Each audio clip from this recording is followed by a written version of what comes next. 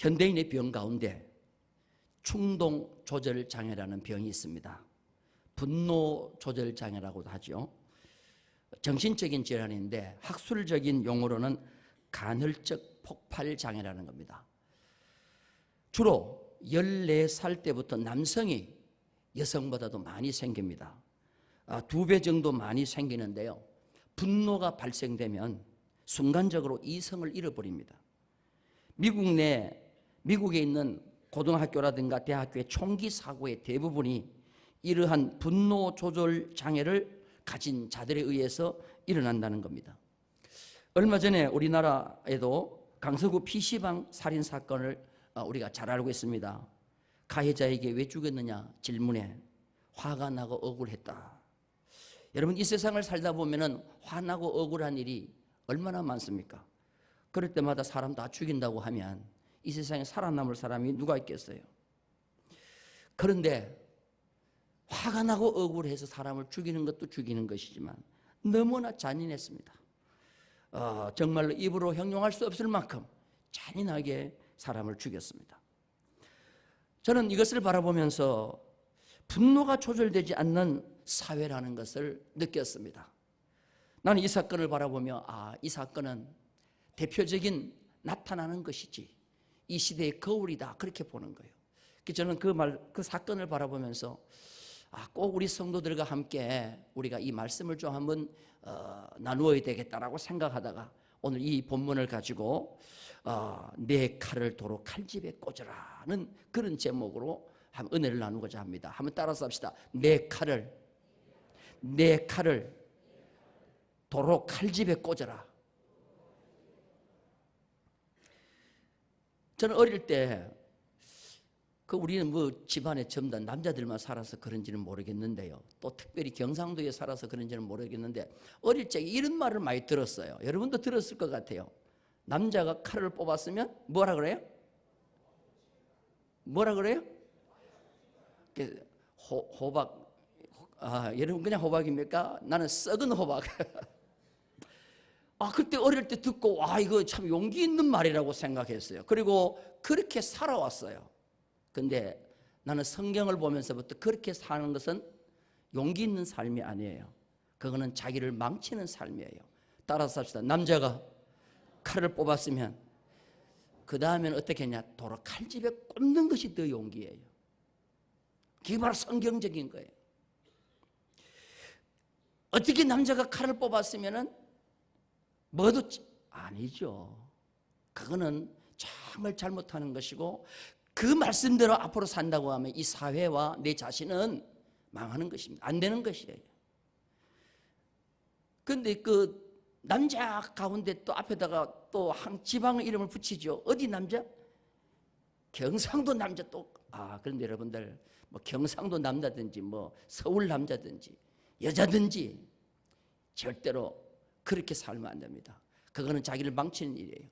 그래서 내가 가만 보니까 용기 중에 가장 큰 용기는 뽑았던 칼을 다시 칼집에 꼽는 용기가 더 큰 용기예요. 이거는 약해 보이는 게 아니에요. 이거는 어떻게 보면 영적으로 강한 자만이 할 수 있는 거예요. 오늘 본문 말씀은 가룟 유다에게 팔려 잡히시던 예수님이 그 밤에 일어난 사건인 것입니다. 예수님은 가장 신임했던 제자 가룟 유다에게 은 30에 팔렸습니다. 은 30개는 몸종 한 명의 값이에요. 오늘 오후 찬양 예배도 사도행전 말씀을 뽑다가 보니까 오늘 이거하고 연관이 되어 있습니다. 자, 은 30개 몸종 한 명의 값에 예수님은 팔려갑니다. 이제 예수님을 잡으려고 대제사장들이 보낸 그 군졸들이 검과 몽치를 가지고 이제 예수님을 잡으러 왔습니다. 예수가 누군지 알아차린 군병들은 예수님을 범인 체포하듯이 체포합니다.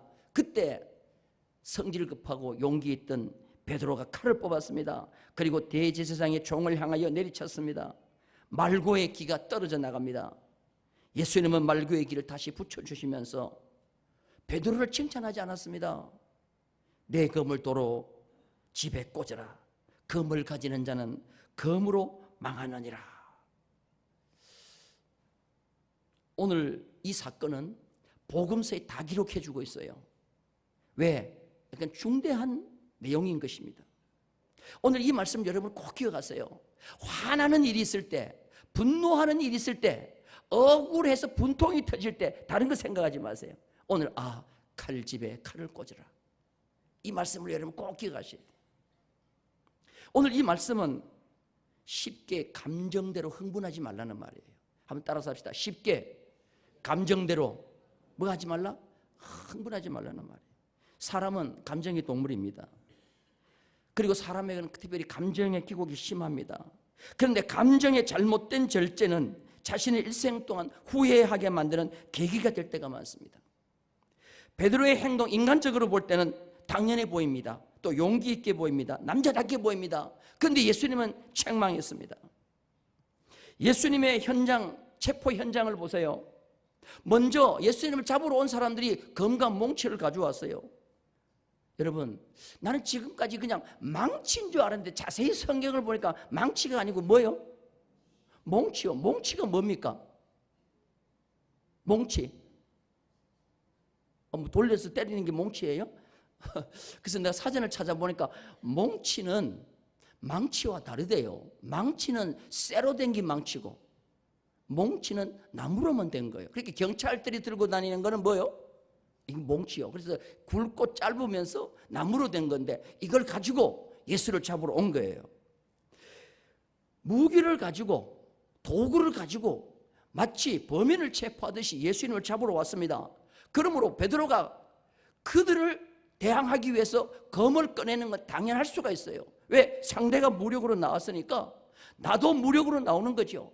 그 다음에 예수님을 스승을 지키기 위해서 당연히 베드로가 칼을 뽑은 것입니다. 그런데 그거는 당연한 것인데도, 그거는 정의로운 것 같은데도, 그건 용기 있는 것 같은데도 주님은 베드로를 책망하는 거예요. 베드로야, 그 칼을 칼집에 도로 꽂아라. 그리고 너 앞으로 검을 쓰지 마라. 검을 쓰는 자는 검으로 망한다. 여러분들, 예수님 이전부터 이 전쟁 스토리마다 나오는 것이 뭐냐? 활을 사용하는 자는 활로 망한다. 검을 쓰는 자는 검으로 망한다. 계속 역사를 통해서 나왔어요. 다시 말해서 힘을 사용하는 자는 힘으로 망하게 되어 있는 것입니다. 그래서 패는 칼보다 강하다. 붓은 칼보다 강하다. 검을 쓰는 자는 검으로 망한다. 활을 쓰는 사람은 활로 망한다. 여러분, 이거 마음속에 꼭 간직해야 되는 것입니다. 힘으로 이 세상이 승리하고 무력으로 이 세상이 승리한다고 하면 저 밀림 속에 사자와 맹수들로만 판을 쳐야 됩니다. 그런데 역사는, 자연의 역사마저도 힘으로 이 세상이 지배되는 세상이 아니에요. 그런데 오늘 가만히 성경을 보면은 가룟 유다가 얼마나 야비한지 몰라요. 근데 그 야비한 가룟 유다, 정말 어떻게 보면 구역질이 날 정도로 야비한 가룟 유다에 대항하는 주님의 반응을 우리는 좀 잘 봐야 돼요.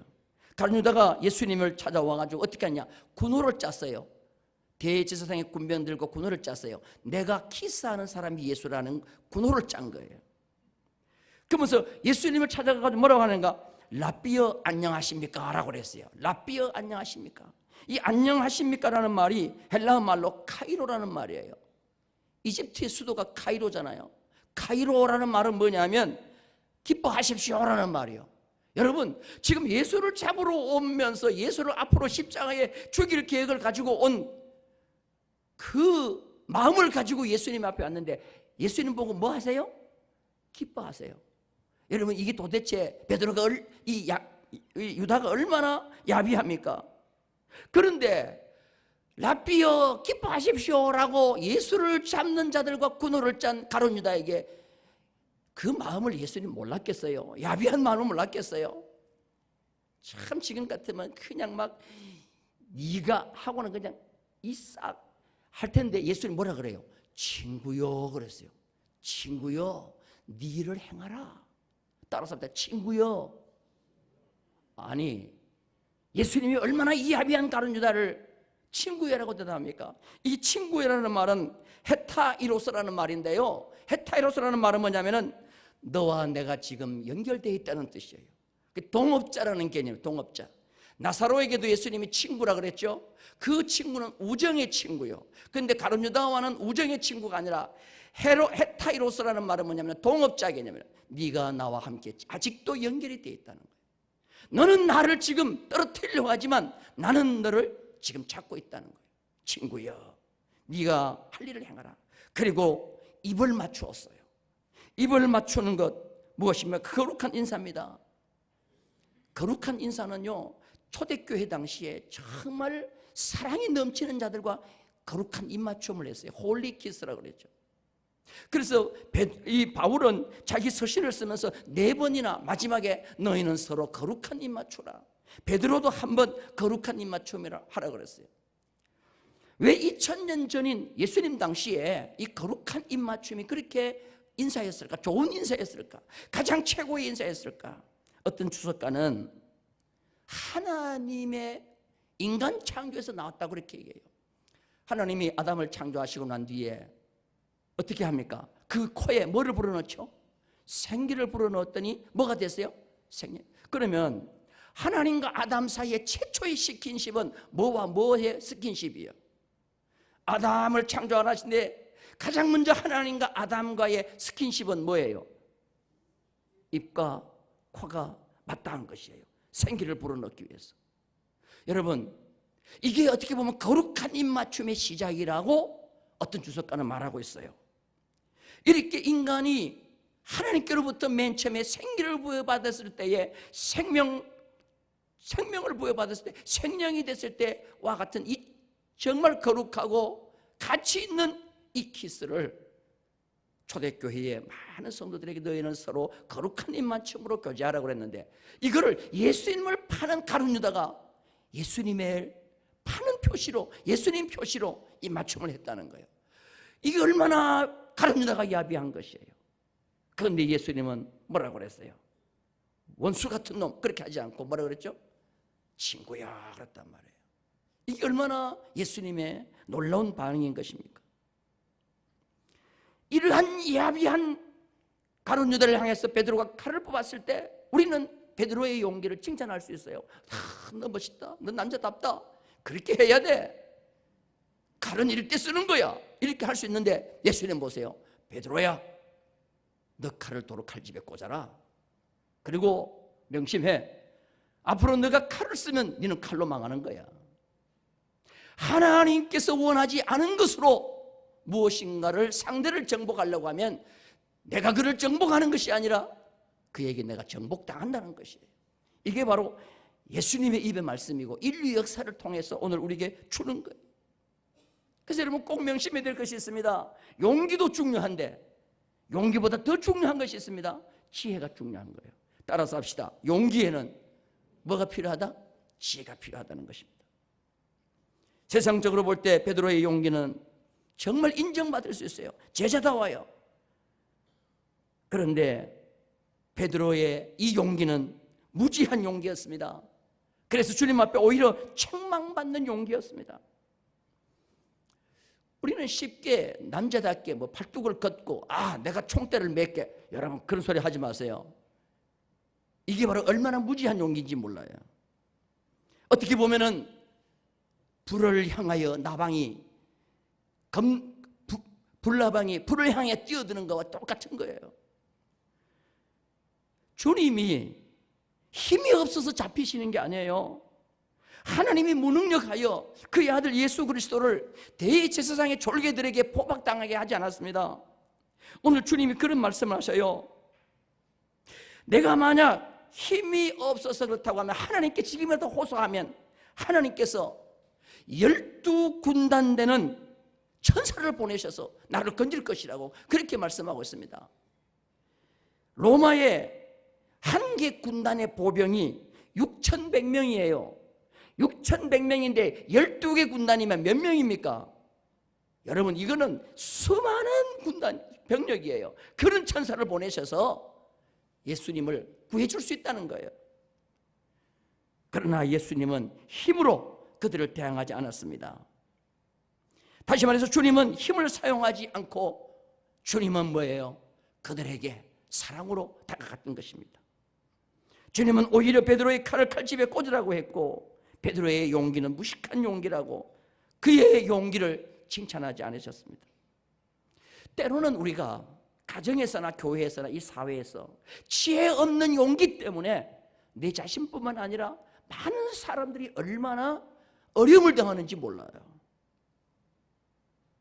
우리는 이 세상 사람이 가지고 있는 힘, 쇠로 된 이 칼, 무기보다도 더 강한 하나님의 말씀인 무기를 가져야 될 줄로 믿습니다.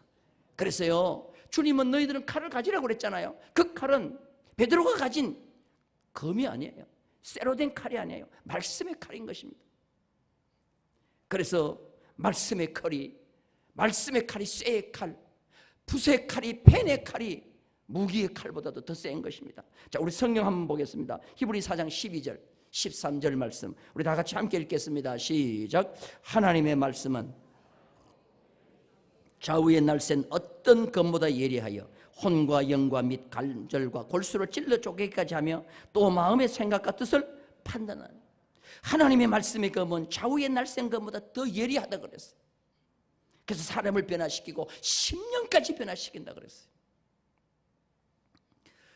로마에 있는 베드로 성당에 가면 그 광장에 베드로의 상과 바울의 상이 있어요. 근데 베드로 상에는 손에 뭐가 달려있는가 하면은 열쇠가 달려있어요.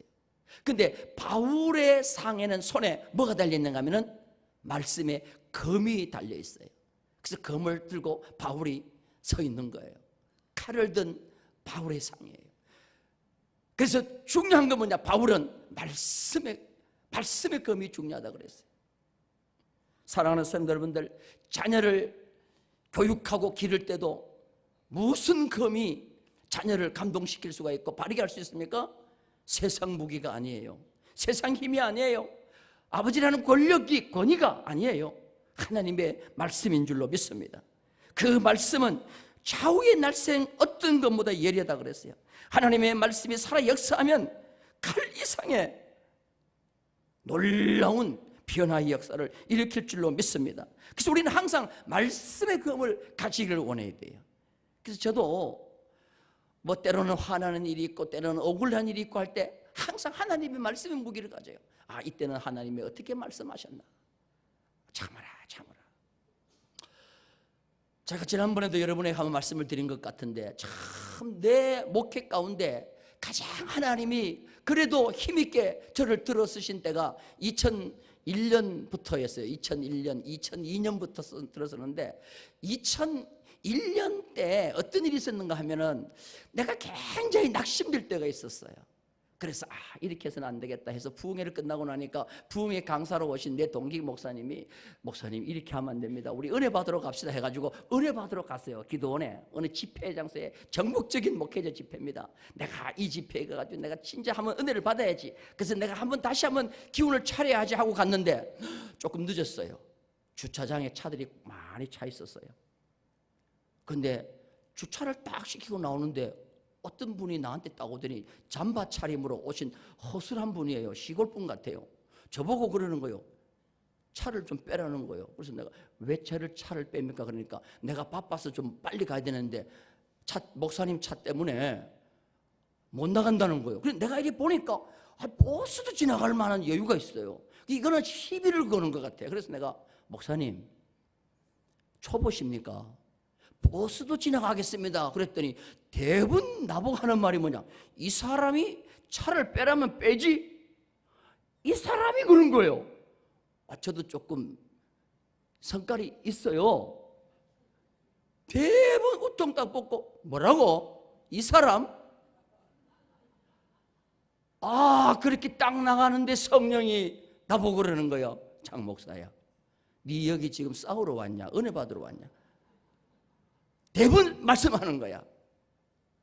그때는요, 대부분 칼을 꽂아야 돼요. 하나님 잘못했습니다. 대부분 그분한테 가가지고 손을 딱 잡고, 아이고 목사님 제가 잘못했습니다. 이 사람 용서해 주세요.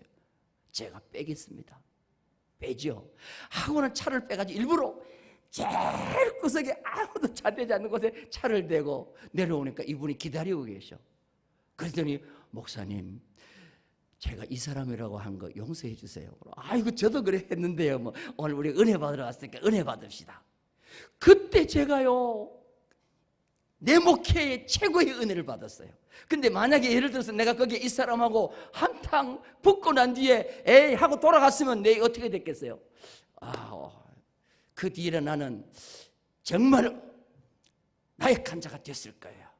근데 그렇게 은혜 받고 성령 충만 받고 하니까 그때부터 하나님은 너 인간성 그래도 괜찮다. 그때 네가 칼을 칼집에 꼽는 거 보니까 괜찮다. 그때 내가 원리를 알았어요. 원리를 알았어요. 여러분, 우리가 하나님 앞에 예배드리러 와가지고 가장 먼저 시험 받는 곳이 어디냐면 이 주차장입니다. 차 댈 때 서로 그냥 막 빼라 대라 옆으로 가라 왜 이렇게 그래서 에이 하고는 돌아가는 사람이 얼마나 많은지 몰라요. 그거는 칼집에 꽂지를 못하는 거예요. 그러면 인생 끝나는 거예요. 그러면 은혜를 못 받는 거예요. 따라서 합시다. 분노는 다스릴 줄 알아라. 이게 참으로 중요한 거예요. 한순간에 분노를 못 다려서 인생 끝나는 경우가 얼마나 많은지 몰라요. 가인과 아벨이 하나님 앞에 예물을 드리다가 동생 아벨의 것은 응답이 되는데 가인 자기 것은 연락이 안 되는 거예요. 그러면 여러분들 여기는 지금 화낼 때가 아니에요. 내 예물은 왜 하나님이 연락하지 않는가 하고 회개할 때입니다. 그런데 가인은 뭐예요? 분노가 일어나는 거예요. 그리고 자기 잘못을 생각하지 않고 아벨을 미워하는 거예요. 선한 사람을 미워한 거예요. 하나님이 받으시는 사람을 미워한 거예요. 그래서 결국은 동생을 살인해버리는 거예요. 형제를 살인해버리는 거예요. 그런데 여러분들 성경은 가인이 살해했다고도 하지만 요한복음에 보면은 가인이 살인했다고 하지 않아요. 마귀가 했다고 그렇게 얘기합니다. 자, 우리 성경 한번 보겠습니다. 요한복음 8장 44절 볼까요? 요한복음 8장 44절 다 같이 읽겠습니다. 시작. 너희는 너희 아비 마귀에게서 났으니 너희도 행하고자 하느니라. 그는 처음부터 뭐 하는 자요? 처음부터 살인한 자가 누구라 그랬어요? 마귀라고 그랬단 말이에요. 다시 말해서 마귀가 악한 영이 가인의 속에 들어가서 가인을 작동시킨 거예요. 여러분 분노는 성령이 하는 것이 아니에요. 분노는 악한 원수 마귀가 하는 거예요. 악한 영이 하는 거예요. 여러분 꼭 기억하시기 바랍니다. 나도 모르는 사이에 분노가 폭발할 때 지금 이거는 성령이 하는 것이 아니다. 이거는 악한 영이 나에게 하고 있다. 얼른 칼집에 칼을 꼽기를 바랍니다. 오늘 이 말씀이 여러분 기억나기를 주님의 이름으로 축원합니다. 그래서 악한 마귀는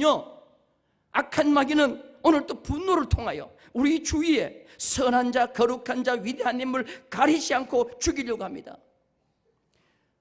사울 속에 악한 영이 들어가니까 사울 왕 속에 악한 영이 들어가니까 사람을 죽이려고 하는 거예요. 누구를 죽이려고 합니까? 다윗 왕을 죽이려고 하잖아요. 다윗 왕이 누구예요? 다음 사울을 이어 이대의 왕으로 될 자예요. 그리고 자기 사위예요. 그 다음에 하나님이 기름 부은 거예요. 그런데 악한 영인 사울이 속에 악한 영이 들어가니까 계속 다윗을 죽이려고 하는 거예요. 분노는 자기를 먼저 살피는 것입니다. 분노는 분노하는 자들 가운데 여러분들 거룩한 분노다, 내 분노는 거룩한 분노다 그러는데 여러분 성경에 보세요. 거룩한 분노는 주님만이 하실 수 있는 분노예요. 주님이 성전에 들어가셔서 채찍으로 그냥 그 물건 파는 자들과 장사하는 사람들의 그 상을 업고 짐승들을 내어 쫓는 그거예요. 근데 여러분들 거기 보세요. 절대로 주님은 채찍을 가지고 사람을 때리는 일은 없었어요. 짐승과 상만 둘러 엎었지. 근데 오늘은 분노로 사람을 공격하고 인신하는 매매하는 경우가 얼마나 많은지 몰라요. 분노의 칼은 남도 자신도 함께 망한다는 것을 기억하셔야 돼요. 야곱이 20년 동안 외삼촌 라반의 집에 있다가 이제 브엘세바로 돌아옵니다. 돌아올 때 세겜이라는 곳에 헤브론으로 돌아옵니다. 세겜이라는 곳에 잠시 머무는데 자기 외동딸 디나가 세겜에 있는 사람들을 보러 나갔다가 세겜이라는 추장의 아들에게 겁탈을 당하죠. 그때 시몬과 레비라고 하는 디나의 오빠가 칼을 뽑았어요. 얼마든지 뽑을 수 있죠. 왜? 자기 동생 하나밖에 없는 외동딸이 겁탈을 당했는데 누가 가만히 있겠어요. 그래서 그 세겜에 있는 모든 남자들 다 죽였어요. 그럴 때 야곱이 칭찬하지 않습니다. 너희들 잘했다. 내 원수를 갚았다. 야곱이 그렇게 하지 않습니다. 야곱이 죽을 때 칼을 뽑았던 시몬과 레위한테 뭐라고 한지 아세요? 우리 성경 한번 보겠습니다. 창세기 49장 5절 6절 7절입니다. 다 같이 읽겠습니다. 시작. 시몬과 레위는 형제요, 그들의 칼은 뭐요? 정의로운 칼이라고 그랬어요? 아니에요. 여기 보니까 폭력의 도구로다. 계속 읽겠습니다. 내 호나 그들의 모의에 상관하지 말지어다. 내 영광아 그들의 집회에 뭐요? 참여하지 말지어다. 그들이 그들의 분노대로 사람을 죽이고 그들의 혈기대로 소의 발목 힘줄을 끊었음이로다. 그 노여움이 혹독하니 뭘 받을 것이요? 분기가 맹렬하니 뭘 받을 것이요? 저주를 받으라는 말이 두 번이 나와요. 야곱의 이 예언대로 시므온과 레위는 저주를 받습니다. 그래서 시므온 지파는요, 광야 40년 끝날 때 가장 악한 지파가 되고, 그 지파는 제일 적은 숫자가 되면서 유다에 흡수당해 버려요. 그리고 신명기 제일 마지막에 모세가 이스라엘 12지파 축복할 때 시므온 지파 빼버려요. 있을 만한 지파가 되어버려요. 레위 지파, 제사장 지파가 됐지만 결국은 엘리부터 시작해가지고 다 버림받아 버려요. 모르고 뽑은 칼이라고 하면, 내가 악한 영에 의해서 잘못 충동받아 뽑은 칼이라고 하면, 그 분노의 칼은 다시 집에 꼽는 자가 될 때 그 자가 성공하는 자라는 거예요. 여러분, 오늘 이 말씀을 명심하기를 주님의 이름으로 축원합니다. 그래서 오늘 또 악한 원수마귀는 우리를 자꾸만 분노시켜요. 그리고 그것을, 분노를 화려하게 화장을 시켜요. 용기 있다, 남자답다, 너의 칼은 정의의 칼이다. 그런데 여러분들, 그렇지 않습니다. 요사이 강남 좌파라는 말이 나와요. 한번 따라서, 강남 좌파. 여러분, 좌파도 있어야 되지요. 좌파들의 대부분의 얘기는 서민을 얘기하고, 불쌍한 사람을 이야기하고, 가난한 사람을 이야기하고, 억울한 사람을 위해서 몸을 던지 일합니다. 그런데 그 사람이 살고 있는 곳이 어디냐면 뭐예요? 강남이에요. 화려한 곳에 자기는 살고 있으면서 서민을 위한다는 거예요. 그건 말이 안 되는 것이죠. 오늘 우리의 신앙에도 강남 좌파가 있어서는 안 되는 거죠. 오늘 우리는 항상 분노가 일어날 때, 하나님의 말씀은 나에게 어떤 교훈을 주고 있는가 생각하시면서 따라서 합시다. 검을 도로 어디에 꽂아라? 칼집에 꽂아라. 오늘 이것이 시험을 이기는 것이요, 마지막에 하나님께서 우리와 함께 하심을 믿으시는 우리 모든 성도가 되기를 주님의 이름으로 축원합니다.